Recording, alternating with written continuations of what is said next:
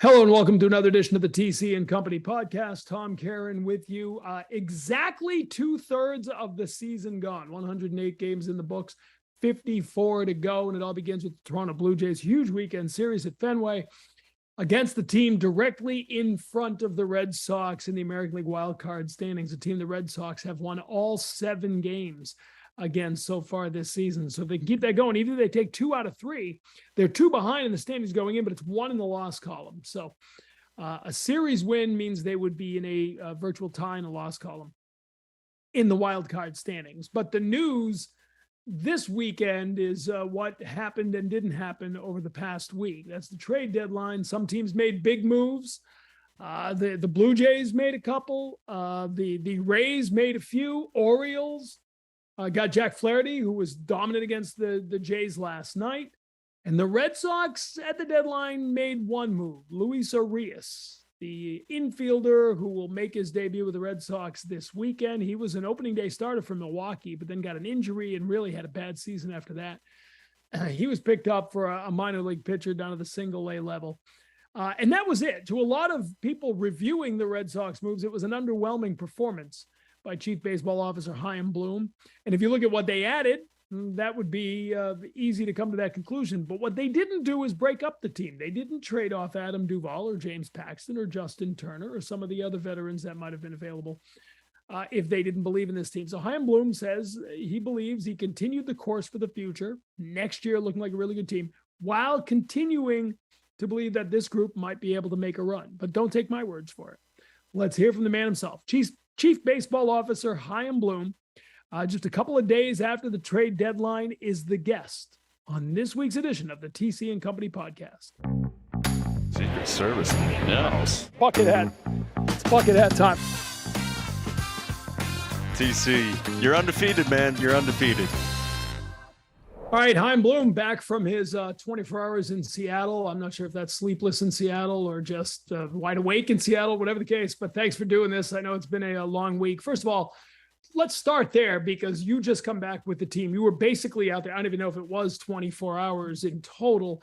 And I know, last year in Houston, you've said it before, that it's important to be there in person with the team after the dust has settled. Why? Why is it important for you to connect with the guys on the ground after everything's done?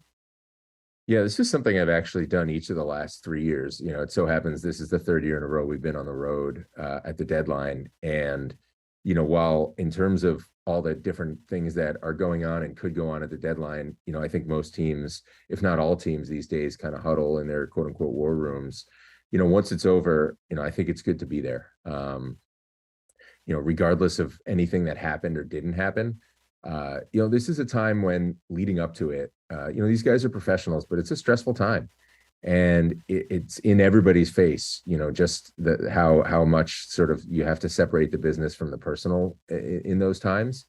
And, with that, I think a lot of times the things that can run through players' heads, might be I think they do a good job, like I said, as professionals, of putting those off to the side. But there's a lot of different things that can go through their heads that can kind of settle after the deadline. And so it's, I think, good to be there just to touch base with everybody, have the conversations, be available, because the fact of the matter is, even though we try to be available to them leading up to the deadline, sometimes there's not a lot of promises we can make them, just the nature of the business. So once it's all settled, it's good to kind of reconnect.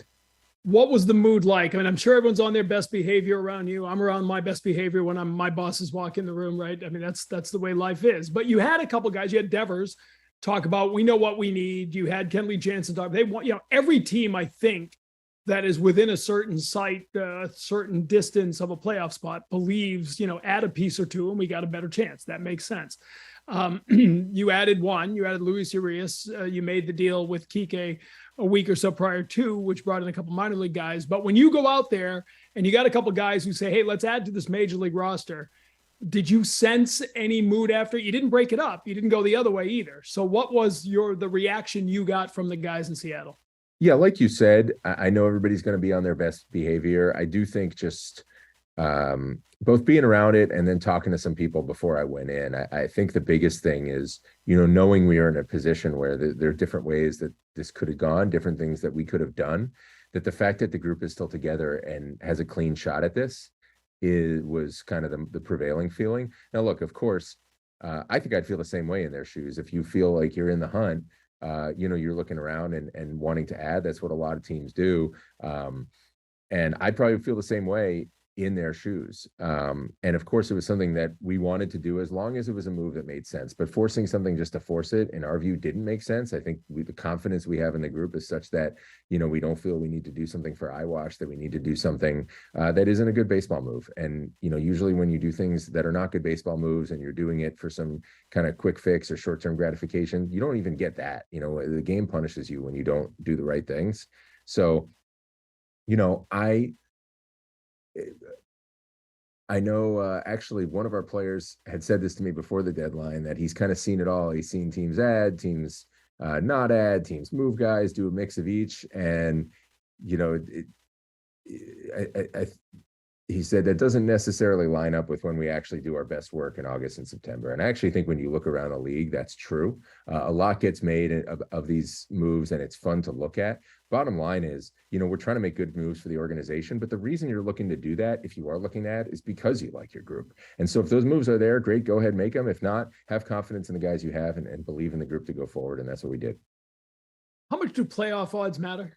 Like, you guys have, I think June 1st, you had a single digit percent, on Fangraphs, right? And you've got your own, which I'm sure are better than anything I see. But everyone's got playoff odds, right? And you look at those. Is there a sweet spot where, green turns to yellow, yellow turns to red, back to yellow, and because you guys have been right on that 30, 35, 28 when you lose a couple, like how much does that, I know it's just part of the equation, but how much of the equation is it? Well, it obviously matters, but I don't think those odds are telling us anything we don't already know, and that we can't feel intuitively. We know we have a good group. We also know we're not in playoff position right now. So definitionally, that means we got work to do. We got to outplay at least one team. And you know what? There's a bunch of teams in this thing. So we're going to have to outplay a few of them to get where we want to go. So you don't need odds to tell you that. I do think, when I think about how this year has gone, how the group has come together, the feeling around it, that matters too. And, frankly, we wouldn't have the belief that we do in the group if we hadn't gotten here the way that we have. There's different ways you can get to this point where you're nipping at the heels of a playoff spot at the trade deadline.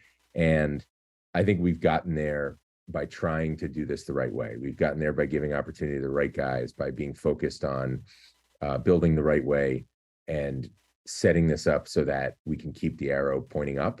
And that really has actually lifted us up during this time. And there's a lot that goes into it. It's not just our young players. It's obviously having the right veterans around them and so on and so forth. And the mix is really important. But, in general, obviously, like the odds are the odds for a reason, but I don't really think they're telling us anything that we don't already know intuitively. When the odds are under 50%, you might say a team is an underdog. In fact, you did say a team is an underdog. Were you surprised by the reaction to that word?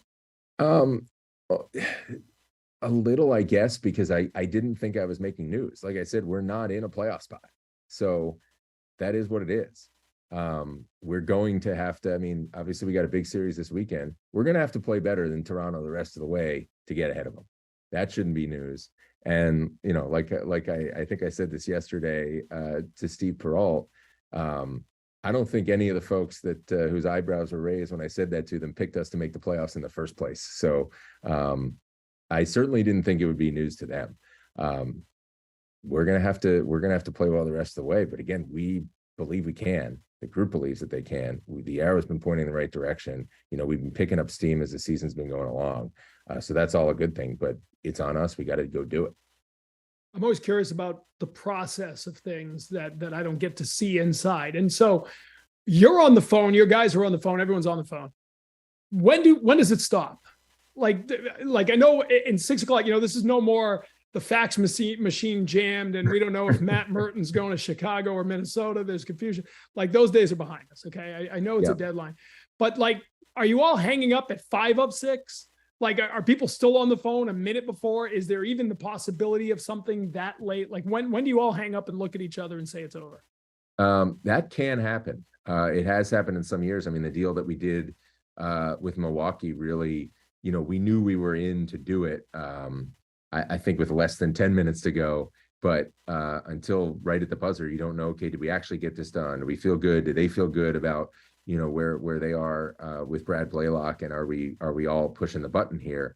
2 years ago, that happened with I think the last one we got across the line was the Hansel Robles deal at 3:58 before 4 o'clock deadline.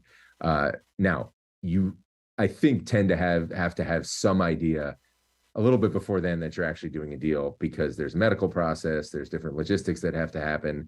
But sometimes, I mean, that didn't happen this year, but I've been in situations where you agree on something. Usually it's not a franchise altering deal, but you might agree on something with 2 minutes to go where there literally is no time for medical review.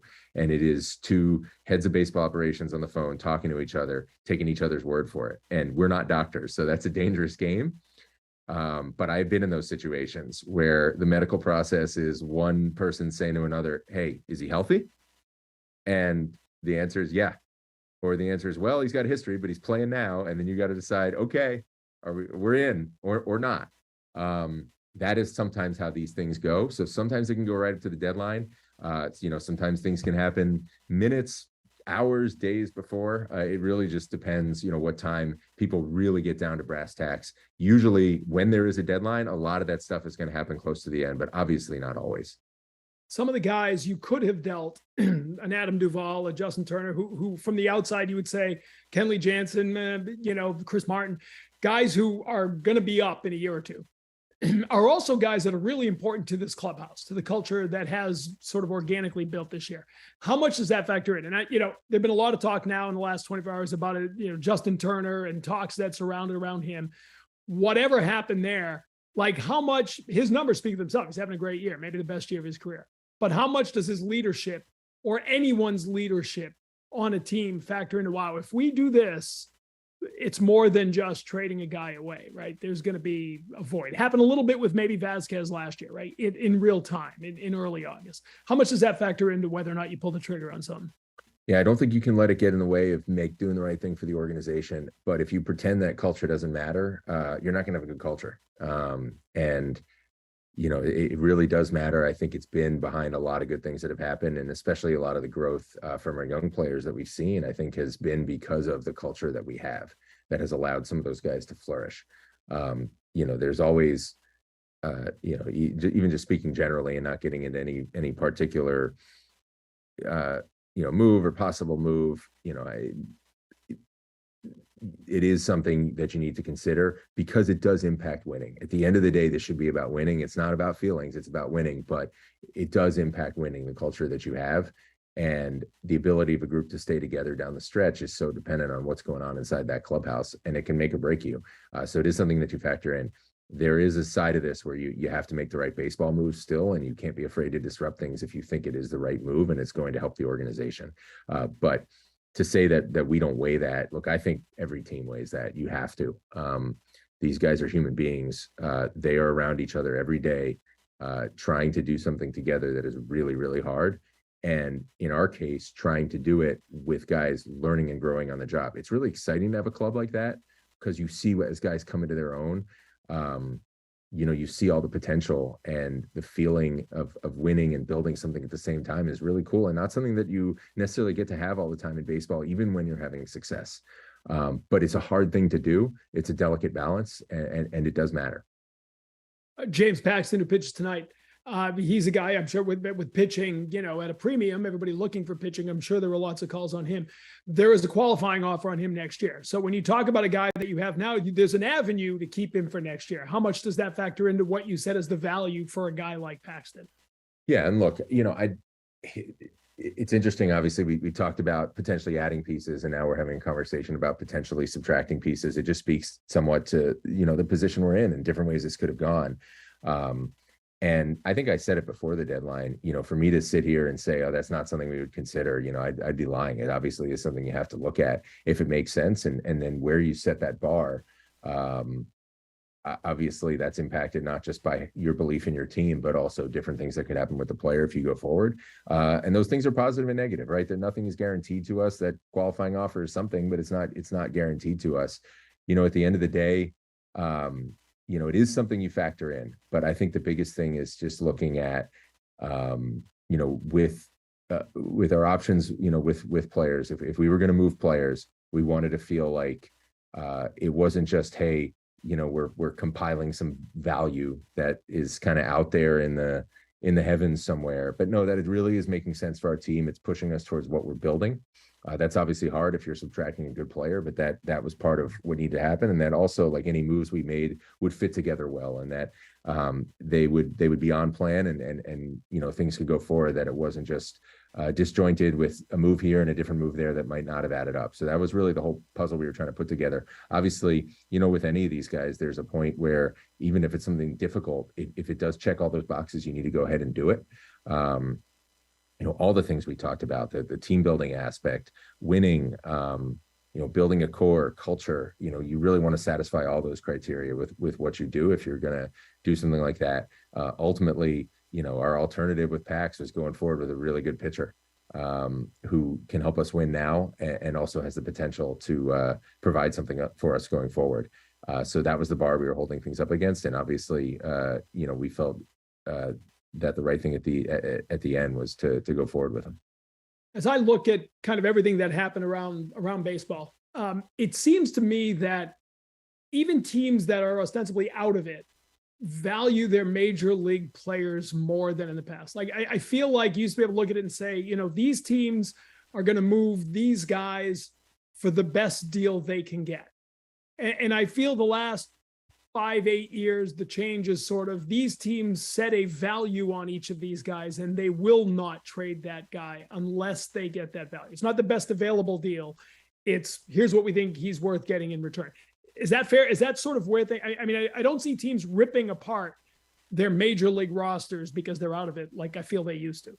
Yeah, and in some situations, it's more than you would expect. That's not for me to speak for any other club. Obviously, everybody makes their own decisions, and everybody knows things about their own situation that people on the outside don't know, especially when you get to a pending free agent. Look, for us, we've talked about it in this conversation. Obviously, some of those decisions can be hard because we're right in this race. If you're not, I think there's an argument, yeah, you should get the best deal you can get.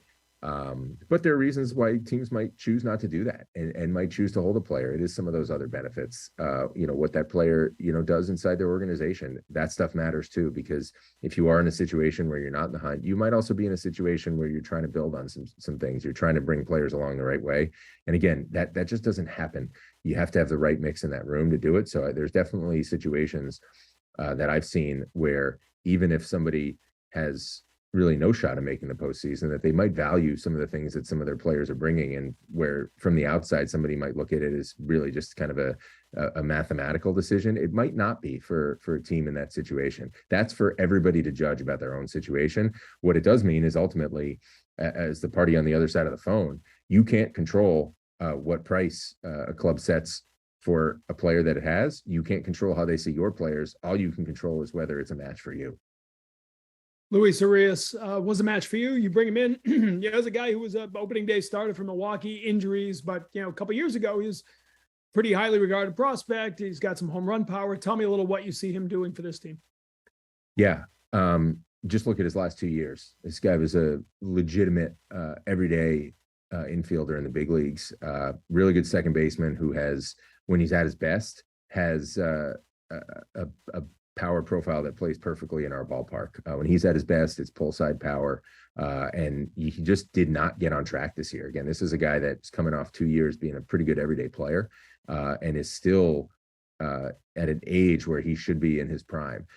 He goes and plays in the WWBC, gets hurt right at the beginning of the season, bad hamstring injury, comes back, just was not on track, goes down to the minor leagues, struggled there too. And in the last month or so, the arrow has started to point up for him, and he's been playing really well.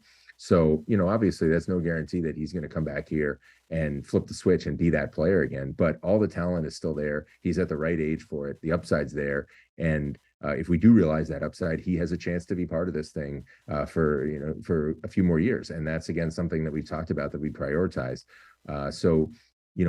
Obviously he hasn't done it this year, but he has done it in the very recent past, and he's at an age where all the ability should still be there. Makeup checks out, great teammate, good defensive player. So it's an upside play, but a calculated gamble that, we obviously For as much as we like the different guys that have played up the middle for us, we just haven't gotten the production, especially at a second base, that we had wanted to. And he is capable of that. And so we thought it was a really good play for us to make. Comes at a cost. You've got other players up the middle, and Christian Arroyo has been a good player for you, obviously. How tough was that decision? Really hard. Again, the baseball side of it, look, Christian just obviously has not been able to get on track consistently this year. And it's tough because he is a better player than this. And I know he's going to have success again. I think what made it harder is, what he means to us. This is a guy who obviously is a first-round pick, highly touted prospect, gets moved in a huge trade, doesn't click where he gets moved to there, bounces around a little bit and kind of finds a home here. And I don't just mean with what he did on the field, where particularly in 21, he was huge for us, but also in our clubhouse. I think this is a guy who appreciates Boston, has really bonded with our fans. That makes it hard. And, when it's tougher when you have these conversations, when you know that the player cares and they care as much as we do. Christian cares. He cares about being good. He loves baseball. He cares about this organization, this team. His whole heart is in this. That makes it hard. Just something that we thought, we needed to do to try to move ourselves forward. But really, really difficult decision, difficult conversation. When you look at Arias, I think he's 26 years old. You've got him under control. Trevor Story will hopefully be back this homestand at some point. You start, I said the other day, I think the biggest difference from a year ago at the trade deadline to now is you start to look at this team and you've got a lot of pieces in place that should be here for a while. How exciting is that from the team building front? There's obviously things you'll need to address this offseason. It's not a finished product. But with Duran now and Casas, if Arias pans out at second base, if Story's healthy, Yoshida, Devers, Wong, guys that maybe we didn't know a lot about have really come together. Has it happened? I don't want to say quicker than you thought because you believed in all these guys. But I think, it's safe to say whatever happens over these next couple of months, you've got a group that looks like a pretty good core coming into next year. Yeah. And we obviously need to keep going. We're not there yet, but there are a lot of guys, I think, regardless of what we do the rest of the way, that I hope, we can look at and our fans will look at exactly how you just outlined it. And that makes it easier going into the offseason, quite frankly. I think at the, can't remember when it was. I think it was maybe right at the end of the season when I was talking to our media about our offseason plans and, talking about bringing in 7 or 8 or 9 players, I think is how I said it. Look, we may do that this offseason because you always want to add good players, but I think we will be able to have a more targeted list of needs and wants because of the progress of some of our players internally. And hopefully that progress keeps showing itself August and September, and we get to pop corks and it looks even more real. But it is kind of what we've been talking about, where when you say, did it come sooner than we thought? Well, I don't know, because obviously when it's not there, or you don't feel it there, every day that you don't feel it is agonizing, right? But if this is something we talk about, if you just try to keep doing the right things, sometimes all of a sudden you see it clicking when you didn't expect. And, I think that's especially true for outside observers. And it's not linear. You could have said that back in May, and then in June, we looked lost, right? And then July, we look great again. And then we go through, a tough weekend. We have, tough West Coast trip. And, now it looks a little shaky again. That is part of the growth of young players. And that's part of the roller coaster that you ride. It's part of why, having some veterans to stabilize that group and help them ride that roller coaster is so important, because it's a roller coaster for them, just like it is for all of us. But I do feel very confident that regardless of what we do the rest of the way, it's going to continue to come more and more into focus, and we're going to continue to see it. And yeah, we've got work ahead of us. We got to keep pushing, keep doing more. But the idea of having a core we can build around to keep adding to that core, and then have a pipeline where on an annual basis, there's going to be more exciting talent joining this group. That's exactly what you need to have to be a consistent winning organization. And we do believe it's starting to come. We just still have a lot more work to do. Couple last things. One, money. I think people love to talk about you spending money more than any, when will he spend? Does he spend money? Is he spending? If you have a smaller shopping list, does that allow you to maybe target individual spots with more resources rather than if you're trying to fill 7 holes? If you have 3 holes instead of 8 holes, you still have the same pot of money available. And I guess it's more of in general, right? Is that when you get to the point where you can start targeting more expensive options? Yeah, I think so. And look, I don't think we've shied away from those as is. We've just tried to be strategic about it and do it with the right guys.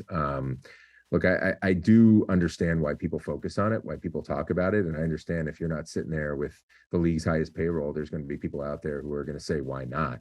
But as we often see, I think the correlation between that and winning, and especially consistent winning, is not as strong as people would like. And what matters more is doing the right things as an organization, making good baseball moves. But yeah, as you say, I think it's not just necessarily having fewer needs, but it's also having depth. If you go out and try to make a splash and you do not have depth around that, you're going to end up disappointing yourself and your fans, because things are going to go wrong they do for every team in every baseball season. And if you don't have players who can step up when that happens, it doesn't matter how big a play you made in one position, it's not going to work. What we have seen this year to this point, it's not like fewer things have gone wrong for us injury wise or, performance wise than, went wrong last year. If anything, arguably it's been more. I think there was a point where we had 15 players on the injured list. We were leading the American League in injured players, which is not something you want to lead the American League in. I think we are no longer at the top of those standings, which is a good thing. Hopefully that remains the case. But what's happened this year, not always in every single case, but as a group, the guys that we called upon to fill those shoes have done so. And the more organizational depth that you have, the easier it is to make those plays, because you know that you're not leaving yourself naked in these other areas, that you're going to have guys to step in, and you can focus your energies differently in the off season. And, the higher you raise your floor, the more you can go look at ceiling. Now, what does that mean for the off season ahead? Look, we're not thinking about that just yet. And I hope we don't have to think about it for a long time. But it's definitely part of the reason why it's nice to have, a lot of options and a lot of good players, because it just means you can look at opportunities differently than if you didn't have those options and you were just worried about covering yourself. All right, so let's finish on what you are thinking about. 1/3 of the season left. What does this team have to do to catch at least one team and hold off 3 teams behind them and make the playoffs? You've seen it when we played well. Look, we have pretty consistently, honestly, since about mid-May, we've actually thrown the ball really, really well. And I have confidence that we will continue to do so, especially if we continue to trend in the right way health-wise with our pitchers, as hopefully we will. Our lineup, when it's at its best, has just done exactly what we envisioned, exactly what we talked about in spring training. And we've done that more often than not, of just making the opposition earn 27 outs and really grinding at bats, having good at bats, having this 1 through 9 mentality against the opposition. When we play clean games, when we play clean defense, and those other things are in place, we tend to win. And obviously, the pitching, the offense need to continue clicking as we go forward. If we can play clean baseball, if we can make the plays on defense, I think we got a really good chance of being right where we want to be after 162. All right, this weekend will go a long way towards it. 3 against Toronto. Chaim, we really appreciate the time. We'll see you at the ballpark. Thanks. You got it. Sounds great. We thank Chaim for dropping by the show this week. Did it for the 2nd straight year. Last year, he did it in the hours after the trade deadline. It's always great to hear a little more about the process of what came together, why he did what he did and didn't do what he didn't do. Now it's all about the Red Sox and what they do or don't do. James Paxton gets the start in the first game of the series, trying to set the tone as the Red Sox try to put together a stretch run to make this season a fun one when it's all said and done. We'll see how it plays out. We'll see you at Fenway Park. Thanks to everyone for listening and for dropping by the TC and Company podcast. We'll see you again next week. Secret Service in the house. Bucket hat. It's bucket hat time. TC, you're undefeated, man. You're undefeated.